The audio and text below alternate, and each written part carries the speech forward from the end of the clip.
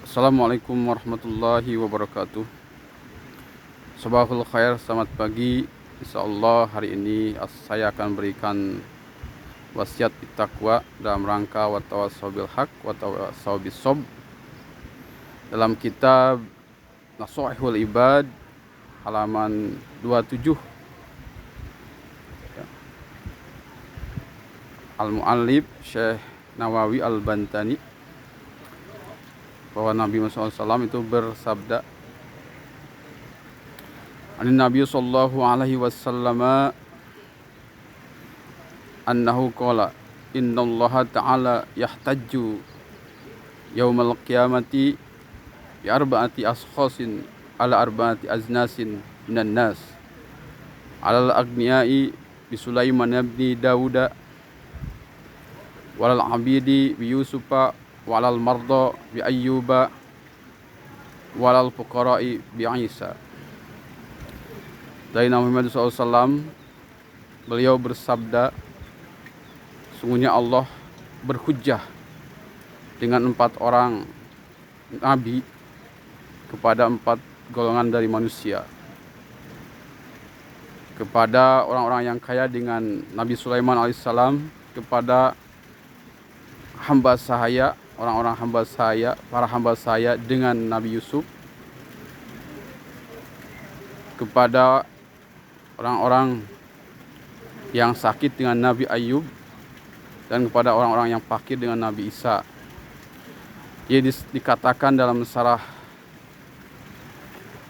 Nashihul Ibad tersebut bahwa orang yang tidak beribadah, yang meninggalkan ibadah, itu akan dihujah oleh 4 nabi ini. Ya, apabila orang-orang yang kaya raya, itu hujahnya dengan Nabi Sulaiman. Kenapa kamu, wahai orang kaya, tidak beribadah? Sana saya sibuk misalkan mengurus harta karena saya punya kerajaan yang besar, wilayah yang banyak. Ya. Kata Allah, Nabi Sulaiman itu orang yang paling kaya. Beliau tidak meninggalkan ibadah, beliau sholat, beliau puasa, zakat. Yaitu yang selanjutnya kepada orang-orang yang menjadi hamba sahaya. Kenapa kamu meninggalkan ibadah, gak sholat, gak zakat, gak puasa? Ya, misalnya karena saya sibuk melayani majikan.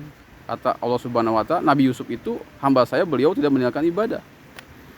Pada orang-orang yang sakit, ketika orang yang sakit tidak beribadah, tidak sholat, tidak puasa, kenapa kamu sakit? Kenapa kamu tidak beribadah? Karena saya sakit. Nabi Ayub itu sakit lama, bahkan parah, tapi beliau beribadah. Itu hujah dari Allah. Yang terakhir kepada orang-orang yang fuqara, yang fakir, ya. Wahai orang fakir, kenapa kamu gak beribadah? Saya sibuk mencari nafkah, ya. Susah, tidak bisa makan. Kata Allah, Nabi Isa itu abqaruman fil ardi, orang yang paling fakir di bumi.